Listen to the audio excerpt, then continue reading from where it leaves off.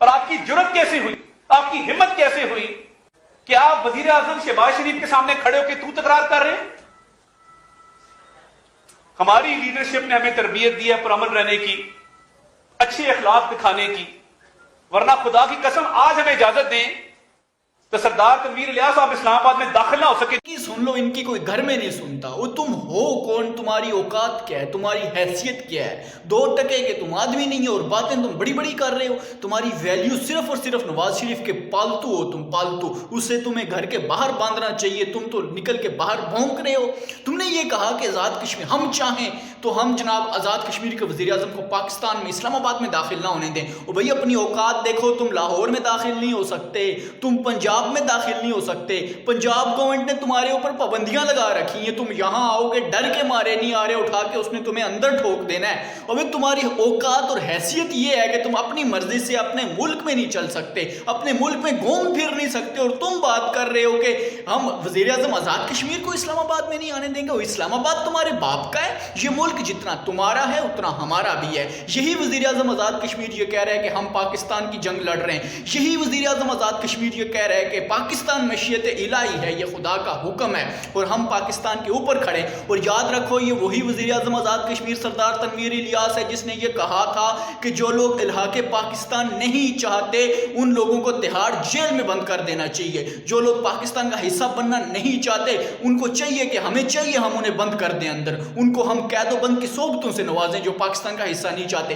ہم لوگ پاکستان کے ساتھ کھڑے ہونا چاہتے ہیں، ہم پاکستان کا حصہ بننا چاہتے ہیں۔ ہمارے وزرائے اعظم، ہمارے صدور، ہمارے تمام ارباب اختیار پاکستان کی ہاں میں ہاں ملا رہے ہیں، وہ پاکستان کے ساتھ چلنا چاہتے ہیں۔ بدلے میں تم جیسے چند لوٹے، تم جیسے چند پالتو نواز شریف کے چند جو وفاداریاں لینے کے لیے اور اس لیے کہ جناب وہ ہمیں یہ کہے گا کہ جناب عطا تاڑر نے جو ہے وہ بڑی بات کر دی میرے حق میں، اور تم کہہ رہے ہو کہ تمہاری جرت کیا ہے کہ تم نے وزیر اعظم پاکستان شہباز شریف کے بارے میں اس طرح کے الفاظ کہے؟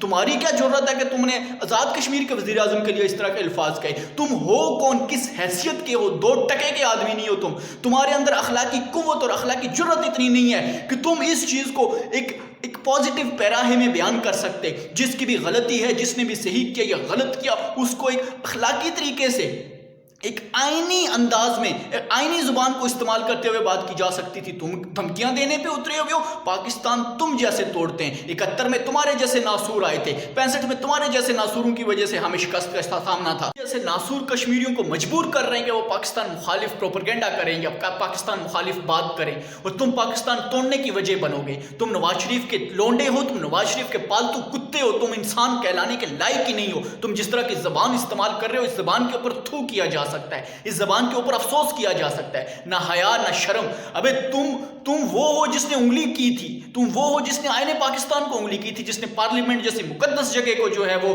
مذاق بنایا تھا۔ تم وہ ہو جس کی زبان سے جب بھی الفاظ نکلتا ہے اس میں سے بکواس نکلتے ہیں، اس میں سے بغیرتیاں نکلتی ہیں، اور تم کیا کہہ رہے ہو کہ میرے قائد نے اور ہماری لیڈرشپ نے ہمیں اخلاقیات کا درس دیا ہے۔ کون سی اخلاقیات؟ تمہارا قائد تو وہ ہے جس نے بے نظیر کے ننگے فوٹو بھجوائے تھے، وہ جہاز سے پھینکوائے تھے۔ تمہارا قائد تو وہ ہے جس نے ٹریکٹر اور ٹرالی جیسے الفاظ کا جو ہے پاکستان میں اس نے یہ اس طرح کے الفاظ رائج کیے تھے۔ تمہاری پارٹی تو وہ ہے جس میں خواتین کے برے برے نام رکھے جاتے ہیں۔ تمہاری پارٹی تو وہ ہے جس میں ماؤں بہنوں اور بیٹیوں کی عزت کو جو ہے نیلام کیا جاتا ہے۔ تم غیرت کی بات کر رہے ہو، یہ پاکستان کو توڑنے والی باتیں مت کرو، ورنہ یقین کرو یہ جو تم کہہ رہے ہو نا ہم اسلام آباد نہیں آنے دیں گے، تو یاد رکھو اسلام آباد میں گھس کے پھاڑیں گے تم لوگوں کو۔ یہ کشمیری بڑی غیرتی قوم ہے اور اس کی غیرت کو انگلی مت کرو، ورنہ تم صرف پاکستانی پارلیمنٹ کو انگلی کر سکتے ہو، تم سینٹ کو انگلی کر سکتے ہو، تم یہاں سیاست کو انگلی کر سکتے ہو، تم پاکستان کے اور پاکستانیوں کو انگلی کر سکتے ہو۔ اگر کشمیریوں کے خلاف اس طرح کی آواز دوبارہ استعمال کی تو یہ اندر گھس کے ایسے پھٹیں گے کہ تمہاری 7 نسلیں یاد رکھیں گی۔